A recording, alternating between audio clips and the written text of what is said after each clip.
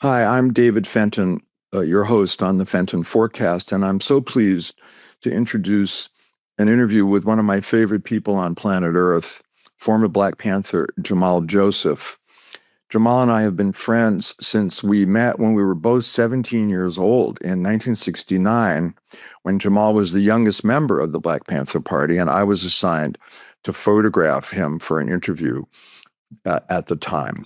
Uh, Jamal has an amazing history. He unjustly spent 9.5 years in prison. He was part of a group called the Black Panther 21 in New York, who were arrested on completely made up, trumped up charges by FBI informants, accusing them of plotting to blow up flowers at the New York Botanical Garden. It was all made up. It was all designed to put the Panthers out of business, and it largely succeeded at that.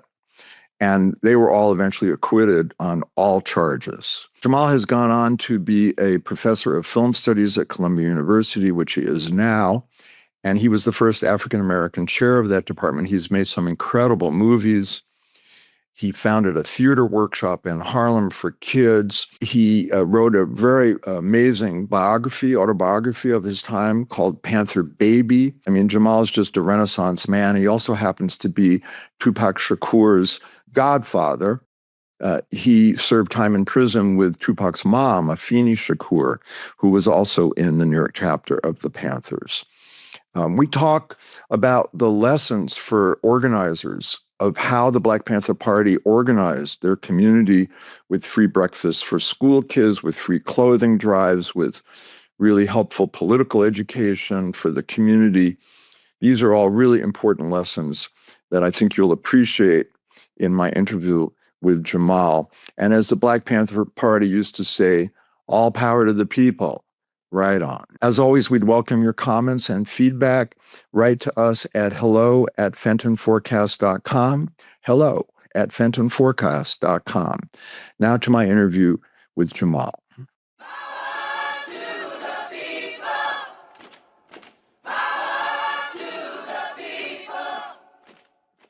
Jamal, thanks for being here. Welcome to the Fenton Forecast. It's great to be here. Now, Jamal, you and I met in 1969, 57 years ago. Yes, when we were both 17 years old. that's right. What was happening? Well, it was actually 1970. It was I was 70? arrested in 1969 at age 16 Right. As a member of a case that became known as the New York Panther 21 From the Black Panther Party. from the Black Panther Party. And the New York Panther 21 case, that number 21 was Frank Hogan, who was the district attorney, because of surveillance and undercover police work, determined these were the leaders of the New York chapter of the Black Panther Party. 21 of them. And if we arrest them on these conspiracy charges, we'll dismantle the Black Panther Party. Right.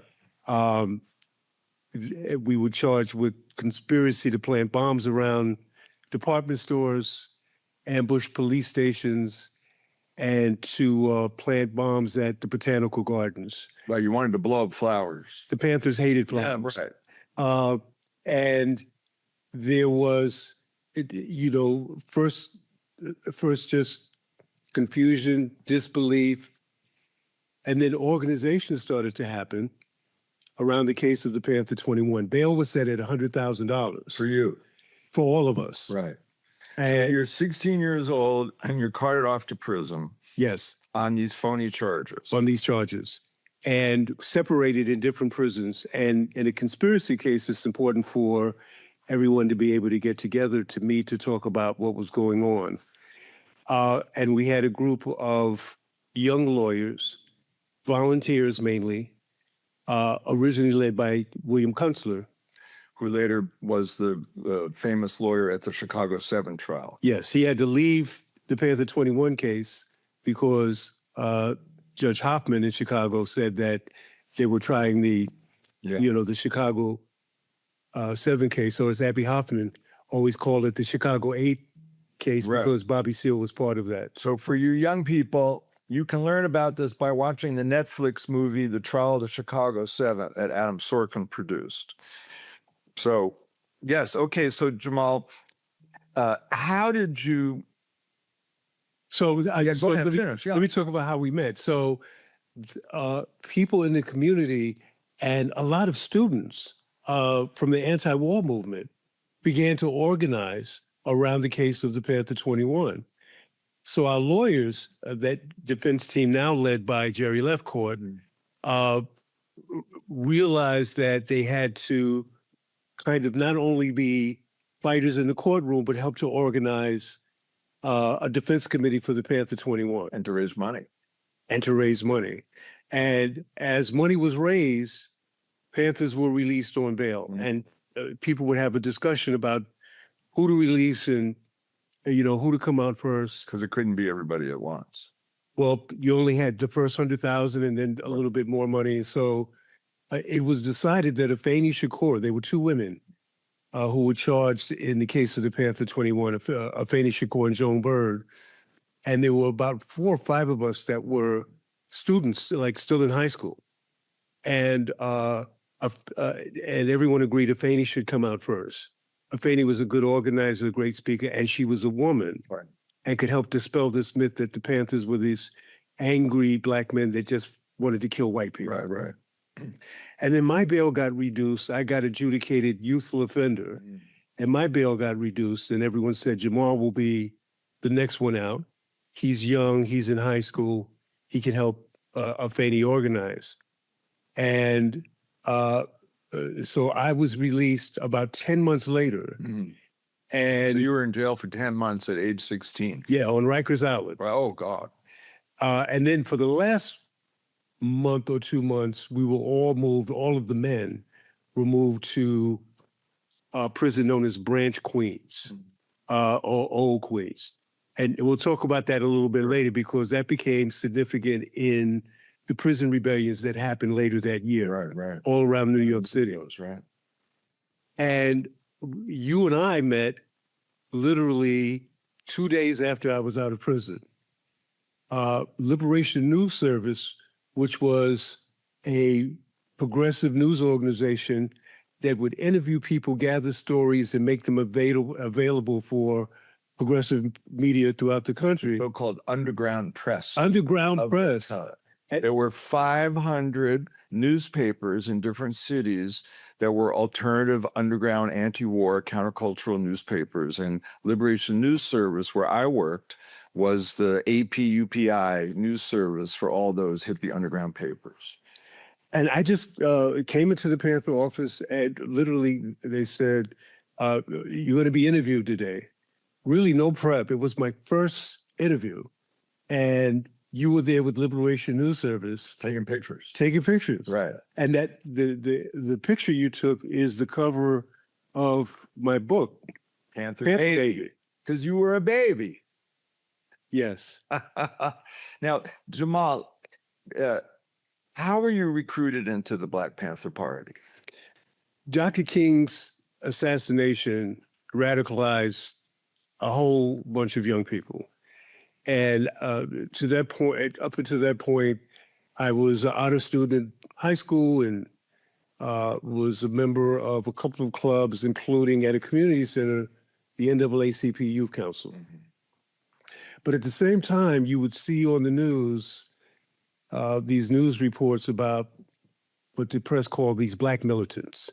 And it would be people like Stokely Carmichael and H. Rap Brown. Stokely Carmichael of the Student Nonviolent Coordinating Committee, SNCC. SNCC, which when they became more revolutionary, they changed it from the Student Nonviolent Coordinating Committee to the Student National Coordinating Committee. Right. And they were very cool. I mean, in the way they dressed, afros, Black Pride was a thing. So you would see Stokely with his shades and, Rap Brown with his shades. And Rap was a great speaker, but Rap was also knew how to use humor. Right. So I remember H. Rap Brown got arrested in Louisiana for possession of a rifle. And the press conference, when he got out on bail the next day, he's standing literally in front of the courthouse, and Rap says to the press and his supporters, if you thought my rifle was bad, wait till you see my atom bomb. So as a kid, you're going like, wow, right? Because you're looking at role models of manhood. Right. I never knew my dad. I found out later who my dad We're gonna was. talk about Was that, raised yeah. by adopted grandparents, and I was this kid who was, really doing well in school. But then I'd hang around in the projects and play basketball and get into fights because what was the role for manhood? What was going to be there? Right. When Dr. King was killed, I was coming home from the community center, and before I got on the train in 125th Street to get the subway to the Bronx, where I lived with my grandmother, I got caught up in the rebellion. Just watching, and the cop comes along and throws me to the ground. A couple of other kids to the ground. They start turning over his police cruiser, and he says, "Stay right there." And of course, we're like, "Stay right there. You must be crazy." We got up and we ran. I cut through a store, climb over a fence. The police are literally shooting. Wow. Wood is splintering near my leg. Damn. I come around the corner and run into a group of men who were leather coats and army fatigue jackets who identified themselves to the cops who froze in their tracks when they saw these men as a community safety patrol, making sure no innocent people got killed tonight. And the cops backed away. And they were Panthers? I found out later they were I see, Panthers. right. And they told me to go home to be safe. And then I wanted to, I just kind of decided that I was going to be a Black militant, not even really understanding what the word was. In fact, the next day when I came to school, I'm sitting with my two best friends. We were both hall monitors. And in big high schools, you could be a hall monitor, which means that you stood in the hall, no one listened to you, you didn't care because you got out of class early and you had a certain table you could sit at. And with my two best friends, Phil, who was Black, and Paul, who was a Jewish kid. And I announced that I was going to be a Black militant. Eddie, I hadn't even taken the name Jamal then. Eddie Joseph, was going to be a Black militant. And Paul said, "Eddie, I don't know if you can announce you're going to be a Black militant. Like, it's a career choice. Like you're going to be a doctor or a lawyer." I was like, "No, Paul, you watch." So literally, as much to prove to Paul as to myself, I had to have find the most militant group on the scene. Right. And as fate would have it, there were groups like the Black Muslims, and I was like, I don't really like bow ties. Plus I like bacon that grandma makes when she makes the pancake. Right? All this is really subjective. Right. But then there was a story that came on the news talking about the Black militancy. Right.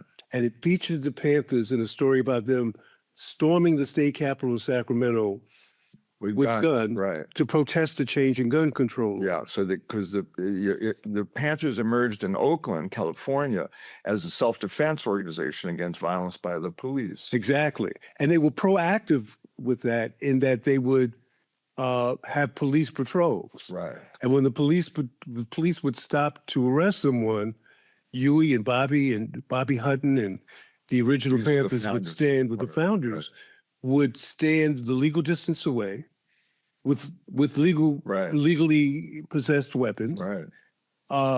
And they would read the law to the police and to the people being arrested, including the right to observe and the right to bear arms.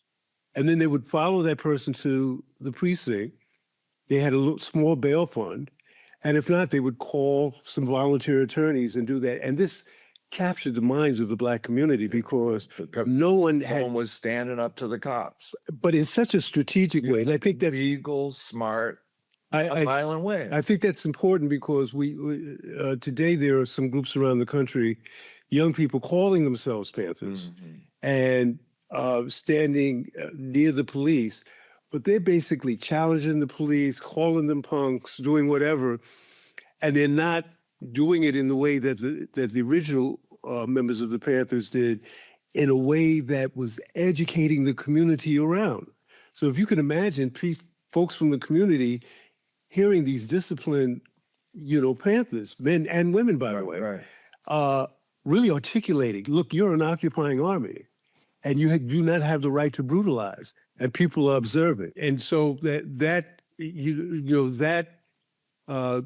made the California state legislature said, when we said that, everyone had the right to legally bear arms, we didn't mean these crazy black men Right. and women in Northern California. For them. And I saw their storming and same thing, holding a press conference, and Bobby Seale talking about constitutional right to bear arms and, the police brutality.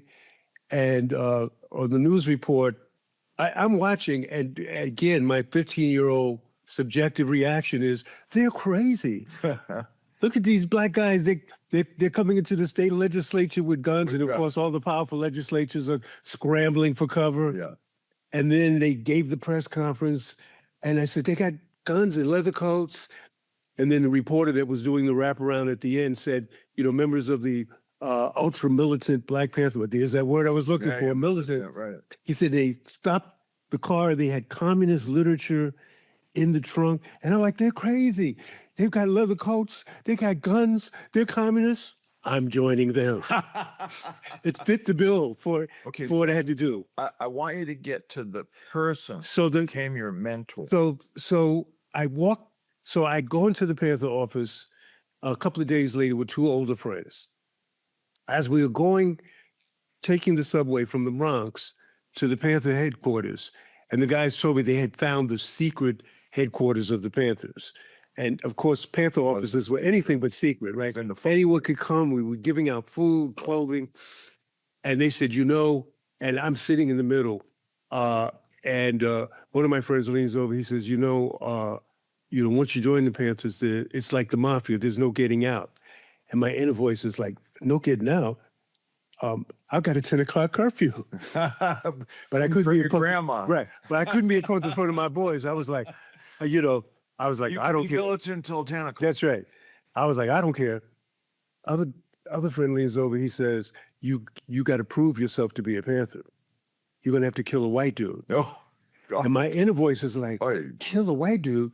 I'm in the church choir. But I couldn't be a punk. I was like, I don't care. The other guy leans over, he says, get it right. You don't have to kill a white dude. And inside I'm like, oh, thank you. Thank you, Jesus. I don't have to kill a white dude. He was like, you got to kill a white cop. Oh.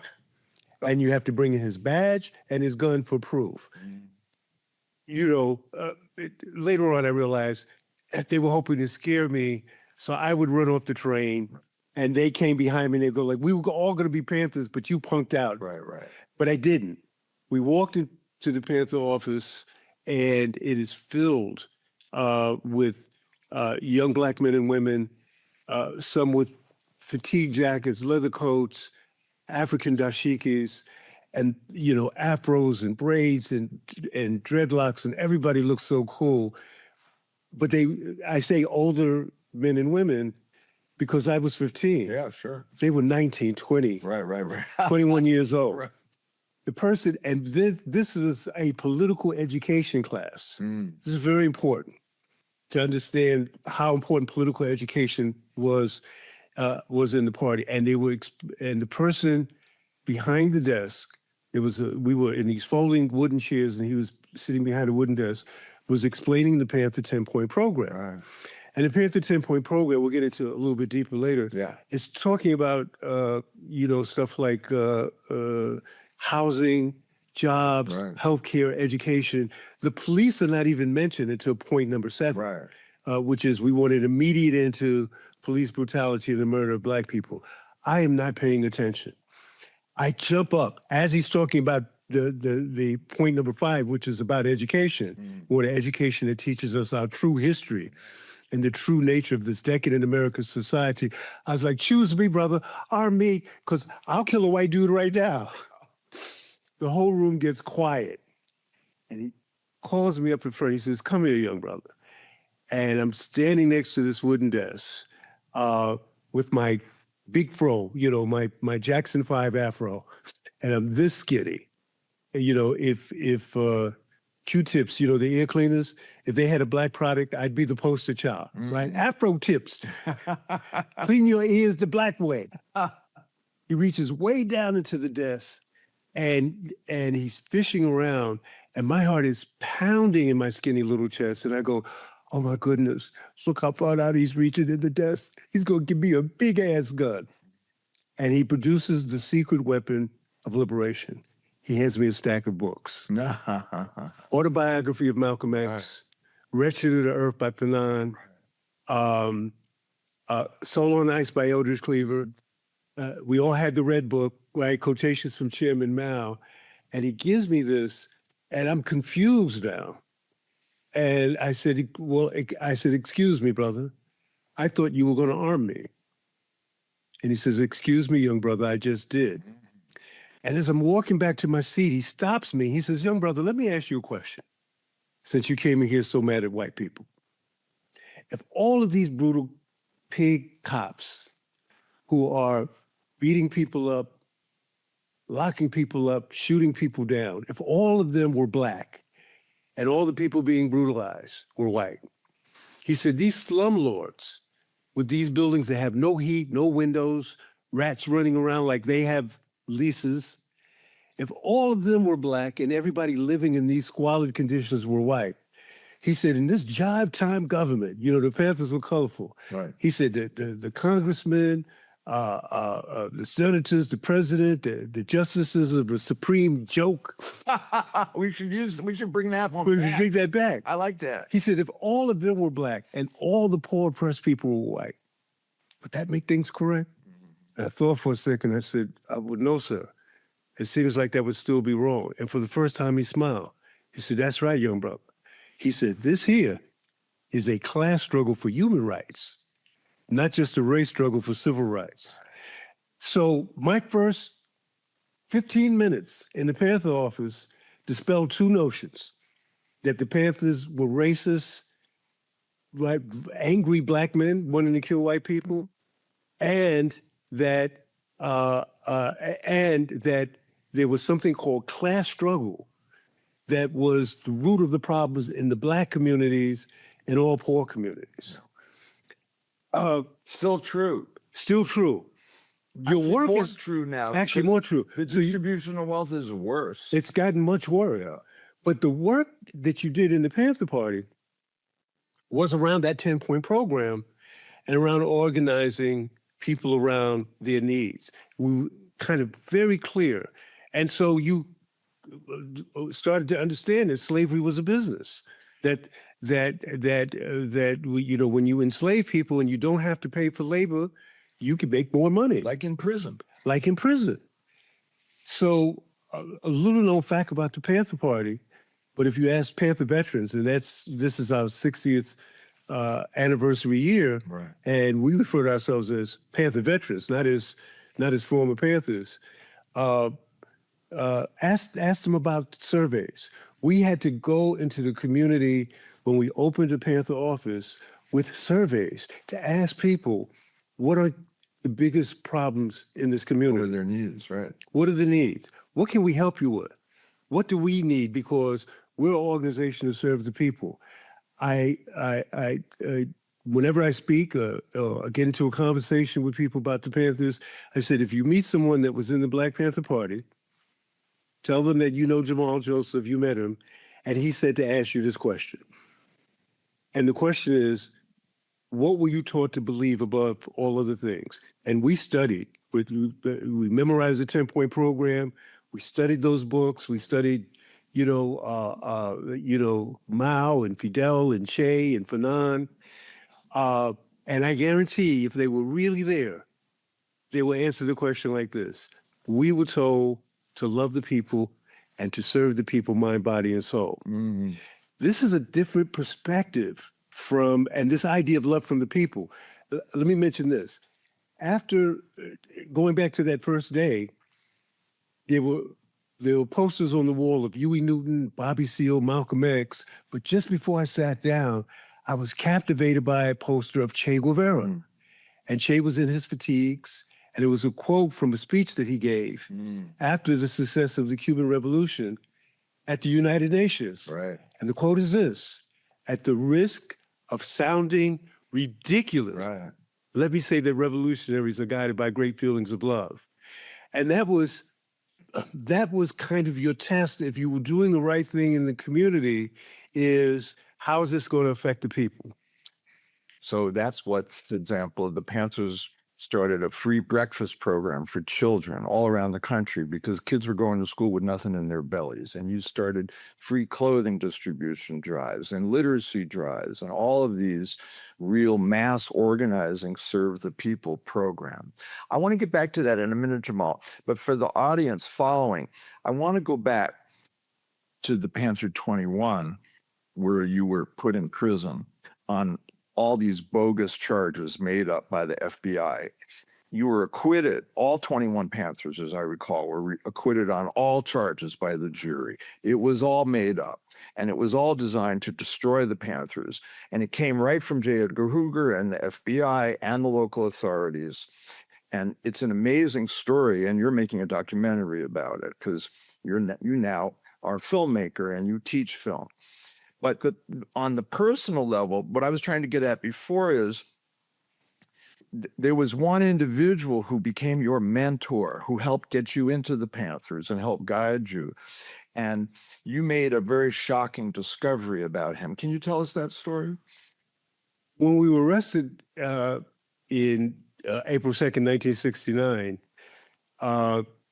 as we were being assembled in this giant cell called the bullpen, we were laughing and we would go like, this is just pure harassment.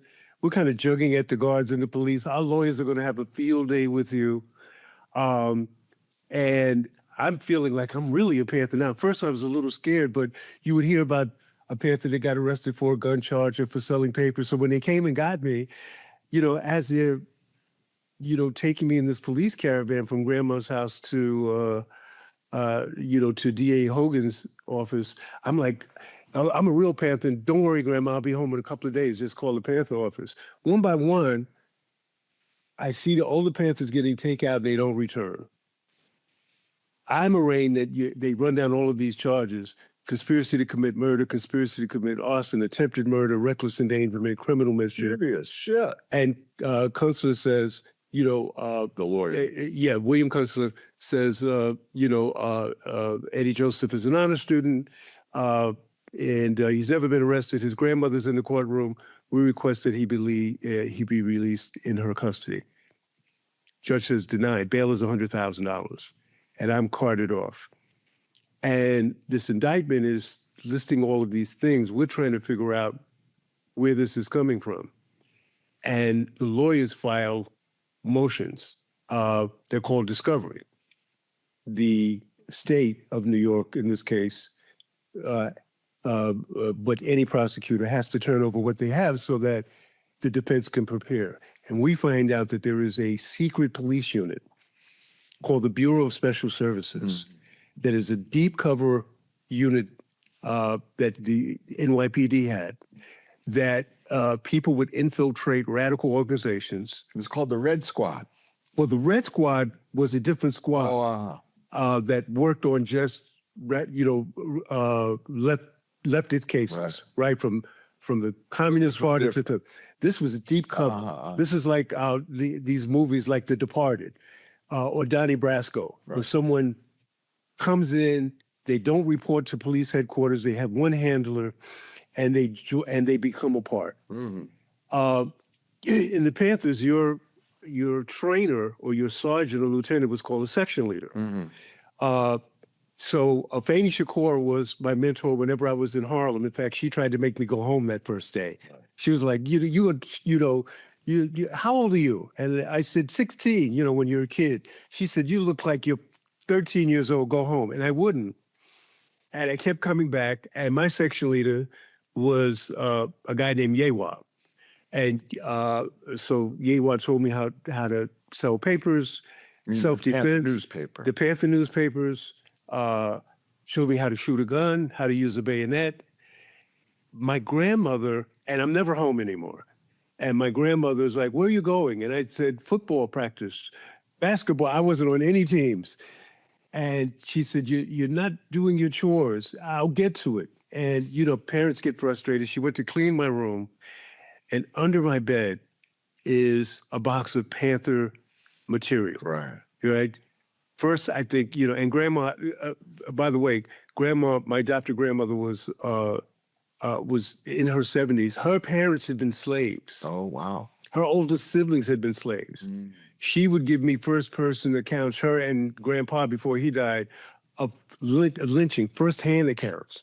And they had come. So you terrified her. It terrified her. They weren't formally educated, but bringing about Black history. They had been Garveyites, deeply religious women. As in Marcus Garvey. As in Marcus Garvey and Back to Africa. Yeah. And she sees this box. She says, oh, God, I knew it. The boy got Playboy magazines. When she saw what was in the box, David, she wished it was Playboy magazines. It was those Panther papers. Militant Black Panther stuff. With those famous artwork of Emory Douglas, where the cops were painted as pigs. Yeah. School children, Black school children had books over one arm and an AK-47 over the other. I came home. Grandma had organized my papers in one stack. She had her Bible, her trusted Bible, and a belt. It looked like a mafia altar.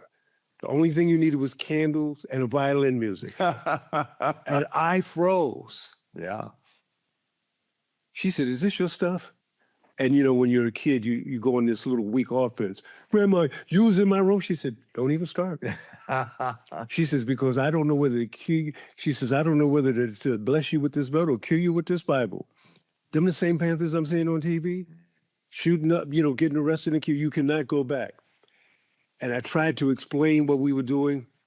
She said, I don't want to hear it. So obedient grandson that I am, I go back one more time to explain why I can't come back. And Afeni Shakur is there, to the Panthers, outside the Panther office. Afeni Shakur is there. Her husband at the time, Lumumba Shakur, and Yewa, my section leader. And I said, I can't come back anymore because, my grandmother's tripping and she's an Uncle Tom. And Afeni, she turned into Bruce Lee. She literally almost jumped in my chest to say, don't speak about your grandmother like this. When we talk about people in the community, who is she but the people? And if you lie to her, this is your fault. This is not the reaction I was expecting. And Yewa said, I'll go talk to her. Okay. He's my section leader. Mentor. You're a mentor. Right. Vietnam veteran, tenant organizer, about 6'1", 6'2", muscular, handsome guy. But he was the one in the meetings that was always the most militant. So if we had visited a building and with the kind of conditions I described earlier, we would come back and say, what are we going to do? And Afeni would say, we have to get the tenants, show them how to organize the tenants association. We have lawyers that will show them how to put the money in escrow. We'll help them make repairs. When they come to evict them, we need Panthers out to stop the marshals.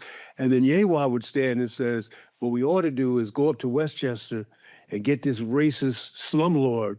We'll give him a People's Tribunal right in Harlem, and it will stuff a rat in his mouth and lynch him from 125th Street, from a lamppost. Now, we young Panthers are like, yes, let's lynch the slumlord. And Afeni would say, and then what happens to the tenants, right? Always thinking about the people. So Yewa came home to see your grandma. So Yewa, but I'm trying to profile who he was. He was a bad. He was the militant, of course. And he shows up. He has on his Panther leather coat, but a tie. I didn't even know we were allowed to wear ties.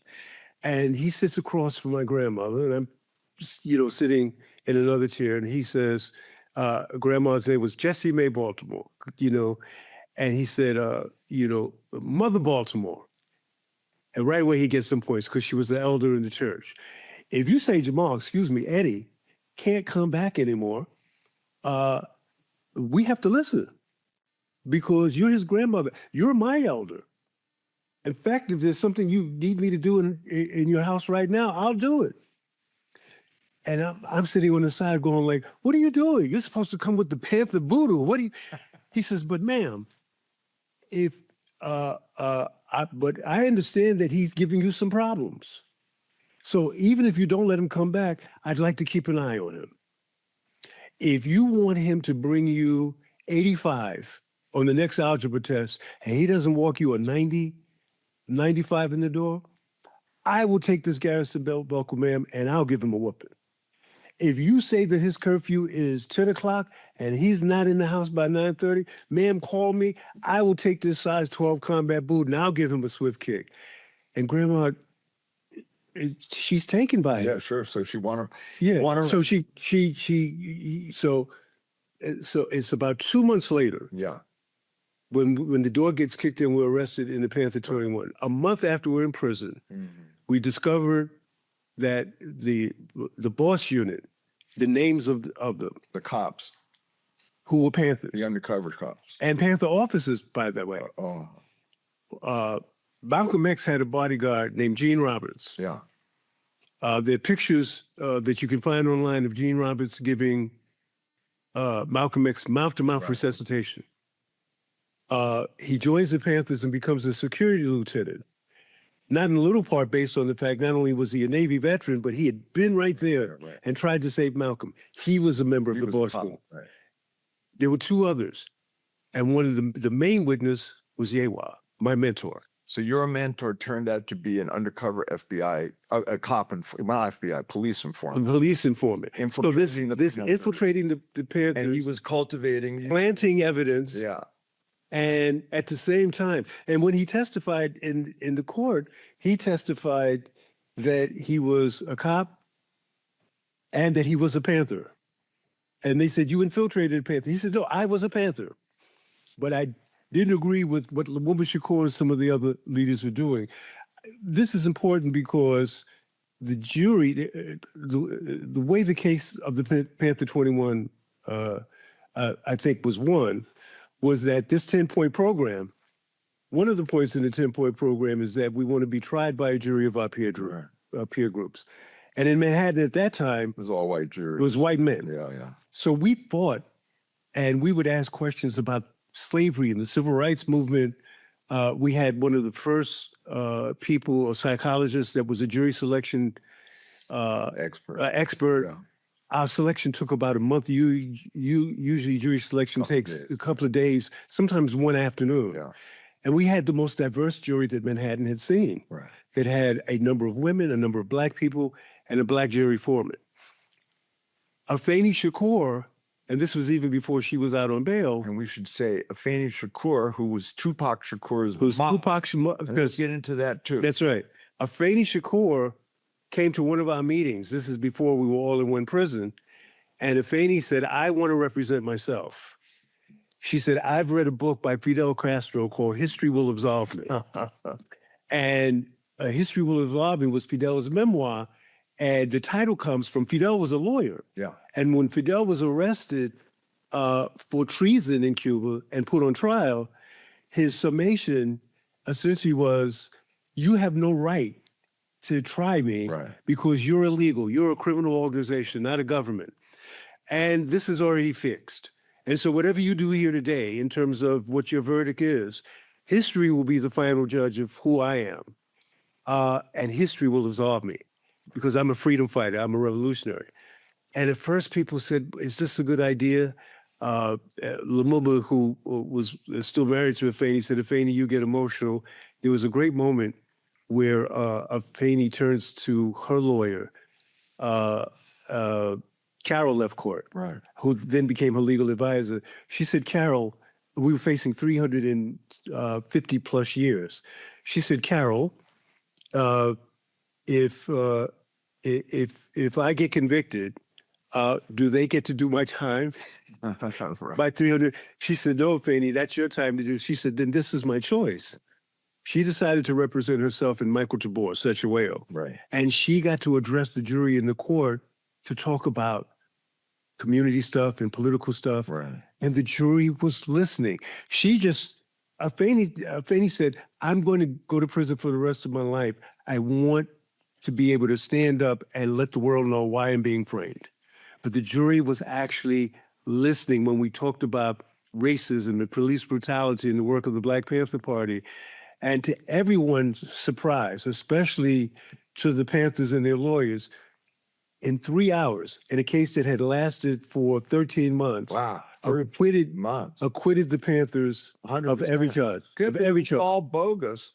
And it was all made up, including by your mentor, who was an FBI agent. I think this is important, to know that there was a program called the Counterintelligence Program, Yeah, COINTELPRO. COINTELPRO, that would plant false information, false evidence, frame people, but also wrote letters and made phone calls to create Chaos. distrust and chaos Yeah. within members of organizations, Yeah. in particular the Black Panther Party. Yeah, but they're white anti-war organizations too. Oh, absolutely. And they would send letters accusing people of having affairs with people's wives and embezzling money. And this was all directed by J. Edgar Hoover, who ran the FBI for many, many decades. And this is all fully documented.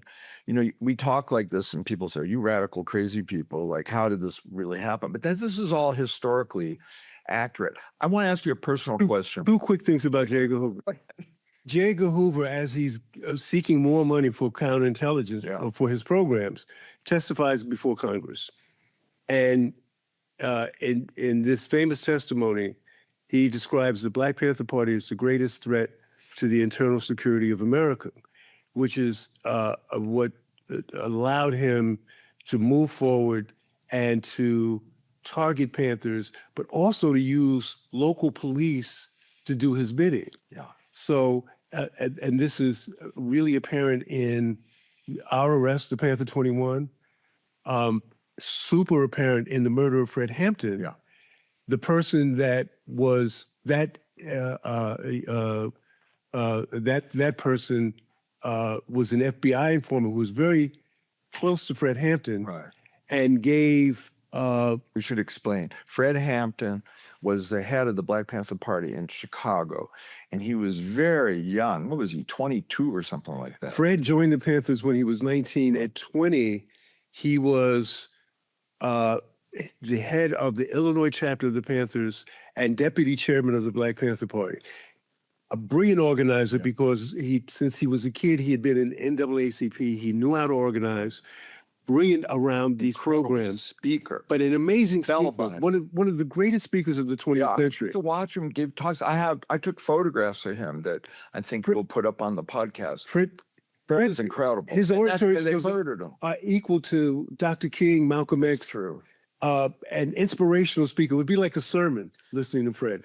And so, but Fred was targeted because not only just the community programs, there's stuff you can find online where Panthers are in white communities and you think they're in the South or in Appalachia. And they're in Chicago organizing solidarity with poor white people. Right. Fred created the Rainbow Coalition. That's right. Not Jesse Jackson. It was his term. It was the Young Lords. That was a street gang that became political. Young Lords, Puerto Rican and Chicago. Rising up angry, a group of white white working class guys. Anti-war, the labor movements, and he was doing the same thing with gangs. Right. Gang members were putting down their arms and becoming community patrols and becoming Panthers. And becoming organized.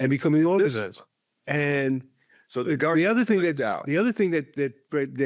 in the counterintelligence memos that people discovered under the Freedom of Information Act, we must do everything we can to stop the rise of a Black Messiah. Right. And he identified Fred Hampton as that. Yeah, because he killed them. This is why the film Judas and the Black Messiah is called that. We should explain. The Hollywood movie Judas and the Black Messiah was, 3 or 4 years ago? Yes. It's a fantastic film, and it is based on the character of Hampton's bodyguard, who was an FBI informant. And you tell people this story, and again, they think this couldn't possibly be true. You're making stuff up, but this is fully vetted, accurate information. So Fred's bodyguard gave him a sleeping pill, and Fred went to sleep, and it was all a setup. The Chicago cops and FBI agents came in and literally assassinated Fred through the wall of his bedroom, machine gunning him to death while he was tranquilized by this drug. And they murdered him in cold blood. They had to pay reparations to his family many years later. But the movie is really an excellent Hollywood drama from the perspective of the informant who participated in his murder. So, yeah, they killed Fred because he was organizing a rainbow coalition. The rainbow. And by the way, you and I have talked about this. You know, unity is what wins. And we are in an era where the left is fracturing itself and becoming very self-divided over identity issues, race, gender. And some of that, of course, is very important and very valid. But if you take it too far, you're doing what the man wants to do to you, which is divide and conquer. You're dividing yourself. And Fred was killed because he was uniting all these groups into a powerful force, and that was very dangerous to the powers that be. Would you agree? I definitely agree. I mean, the Panthers stopped opening new Panther offices, and we were opening offices that we'll call the Committee to Combat Fascism. Right.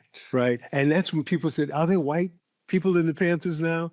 Because we recognize that the most important organizing to be done was to build a united front against fascism. Right. And we're starting to get that now. And to get people to organize people not around rhetoric, but around their needs. Right. You know what J. Edgar Hoover, and this is also in FBI memos, do you know what J. Edgar Hoover hated more than about the Panthers, more than the guns and the rhetoric calling the FBI and the other thing pigs? He hated the free breakfast program. Right. In fact, the FBI, as part of counterintelligence, published a coloring book that they said that the Panthers had created that showed Panthers killing white people, kids killing cops, and they gave this out to say, this is what the Panthers are giving out at their breakfast program. So that's how counterintelligence. Historically, though, it's quickly, David, to note that when any leader in that era began to embrace building a united front, they were killed. Yeah. Malcolm X leads the Nation of Islam. Yeah. When Malcolm was the chief spokesman for the Nation of Islam, they called the white man the devil. Yeah. They said, we don't want to live with these white devils, we want to live apart. Malcolm leaves and says, I no longer believe that. Because he goes to Mecca. He goes to Mecca and he says, religion with white people. Yeah, he says, I've prayed and done the pilgrimage with Muslims who were white, who were brown, who were Asian. But beyond that, Malcolm begins to speak about class struggle. Right. At Oxford Union, a few months before he's killed, Malcolm is starting to talk about class struggle and the possibility of armed struggle. Dr. King, my dear friend Trey Ellis, and my colleague at Columbia University helped produce a wonderful documentary called King in the Wilderness, where Dr. King begins talking about class struggle. And imperialism. And imperialism. And militarism. His greatest, I think equally as great as the I Have a Dream speech, is the one that he gave at Riverside Church, where he says, read that speech, the Riverside Church. The three Incredible. That's right. The three evils of America are poverty, racism, and militarism. Yeah. And he begins to build a poor people's campaign. He becomes a bit of a pariah in the civil rights movement. They say, King, stay in your lane. Yeah. Why are we talking about organizing poor people and white people? And, you know, why did you call the war in Vietnam a war of capitalist greed? Stay in your lane. He is killed. Right. When you start talking about the strategy that can really win, one, class struggle where all people are understanding majority of people are hungry and struggling. Why is that? Yeah. It is because the ruling class continues to get richer, put what people Bernie over calls profit. the billionaire class. The billionaire class, number one. And number two, we have to organize people around their needs, not just ideas. So if you talk about liberation, freedom, revolution, if your stomach is growling, liberation is a meal. If you're unhoused or in a place with no heat, revolution is safety and a warm... Or living paycheck to paycheck. Living paycheck to you don't have health care. Yes, if you don't have health care. You're drowning in student debt. You're drowning in student. So those organizers then, and a lot of people continue to work in those fields, but we had doctors and nurses that on the weekends would come to Panther offices and turn them into free health clinics. Right.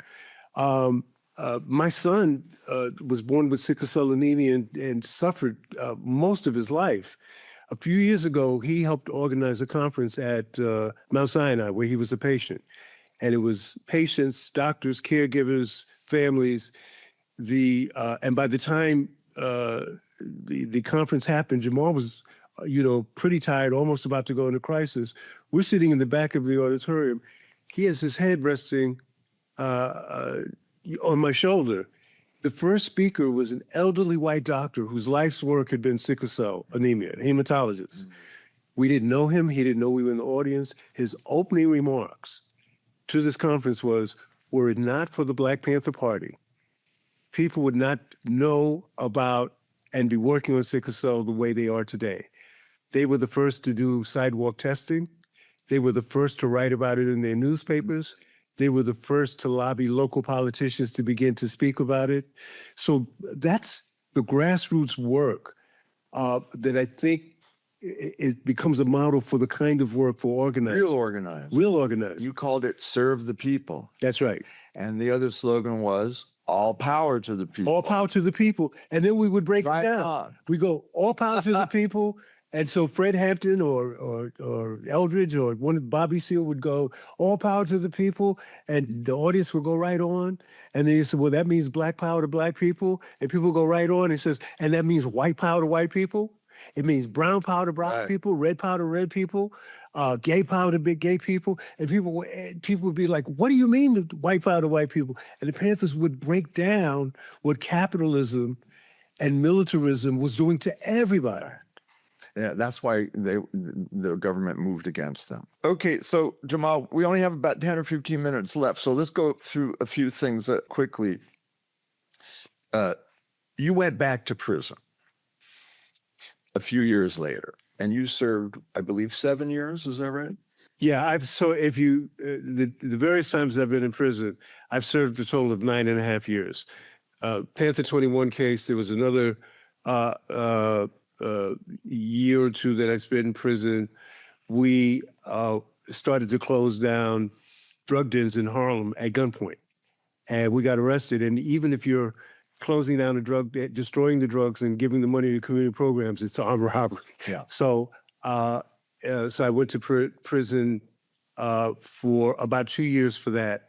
I came out, was going to Brooklyn College, teaching karate. I earned a black belt while I was in the Panthers, and then went back to prison for hiding out people who were on the run from the FBI, black and white radical folks. That time turned out to be the most productive time, not only the most productive prison time, but one of the most productive periods of my life. It was painful because Joyce and I had met. She was pregnant with Jamal when I got arrested. Wife Joyce. My wife Joyce, who was a very successful model and actress and writer. And but in Leavenworth, I earned two colleges. Kansas. Leavenworth, Kansas. Leavenworth Federal Penitentiary, one of the toughest prisons. Maximum security. Maximum security prisons in the country. A lot of political prisoners were there, so they were Panthers. Leonard Peltier was there. Of the American Indian. Of the American Indian movement. Right. Joe Dockery from the Irish Republican Army. Oh, wow. So if you can imagine what our particular section of the yard was like. Yeah. I earned 2 college degrees. University of Kansas had this amazing extension program where you could go to college 4 nights a week. The professors would work you hard. You know, we were scared to death of them. There was one professor, Dr. Johnson, who was a petite white woman, English professor in her 70s, and she scared us to death. She'd mark your papers up. She'd be like, Mr. Joseph, I know you can do better. All right. One day she came and she found grammatical errors in the Bible. Oh, no. We were in the back like, she's correcting God. You know, what is she going to do? And so I earned 2 degrees, and I started a theater company. Right. At first, it was supposed to be a play for Black History Month.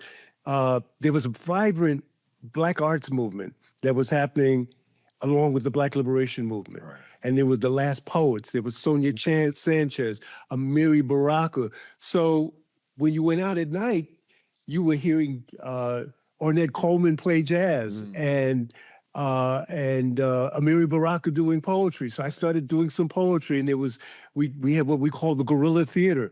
So the guys kind of knew I had done some theater, and they challenged me to do a play. As we were rehearsing, the Mexican brothers show up looking really angry. We think they have a beef with somebody over the handball game, a debt. And then one of the guys goes like, "Let me speak to you, man." He was, "Man, I've been sitting here, brother, for, about 15 minutes watching you. And that guy you're working with, that effing guy, he's not feeling his character." So it's like, you get it. Some of the white brothers showed up. So we wound up doing this multicultural play that united prisoners, and we had our own section of the yard. Everybody there was kind of heavy hitters.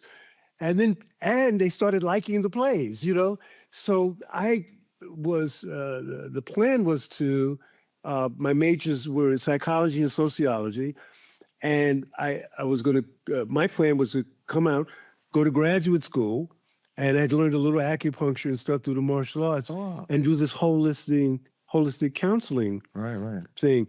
And I, after our first play, we're standing, and there's about 12 men on stage, and then there's an audience of about 1,000 men in the prison giving them a standing ovation.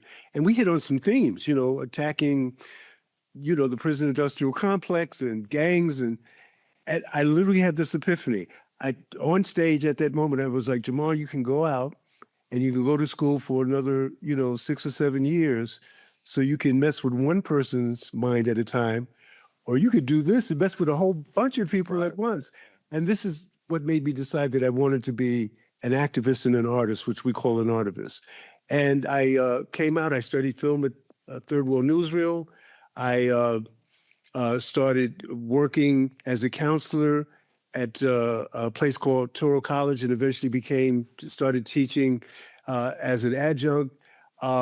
I started making some films and documentaries, wound up getting a fellowship at Sundance, where I met some wonderful mentors, people like Alice Arlen and Scott Frank and Jim Hart, that helped guide my career.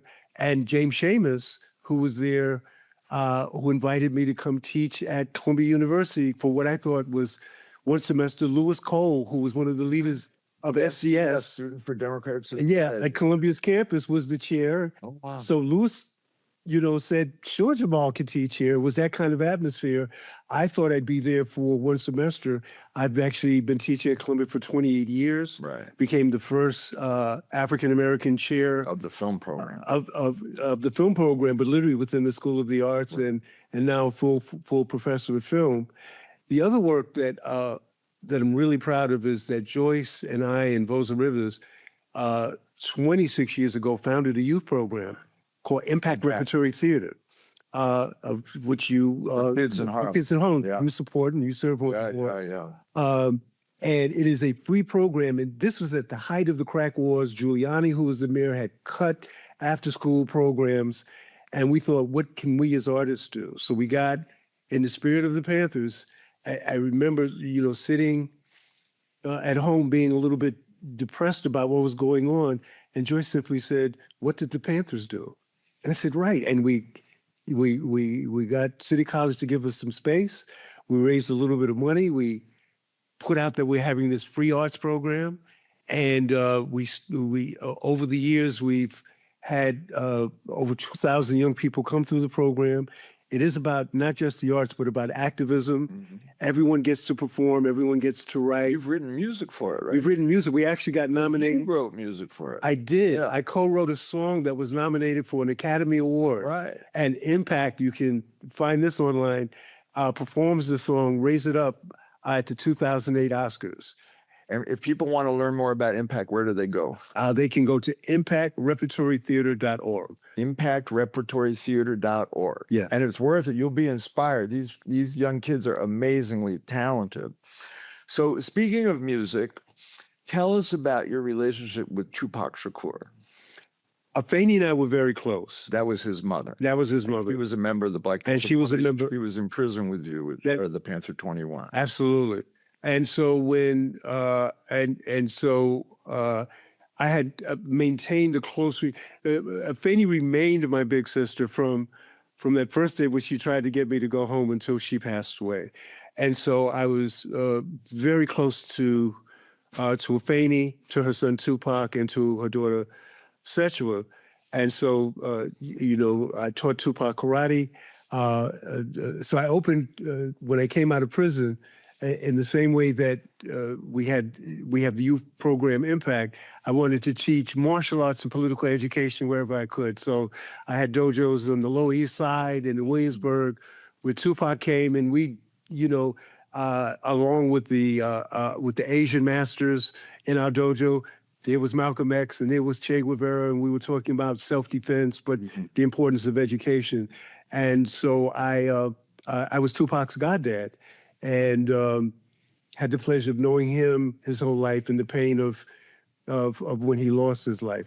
I'm one of the executive producers also of a 5-part docuseries called Dear Mama, which is the story of Tupac and Afeni Shakur. It's named after Tupac's most famous song. It's a TV series, right? It's a TV series.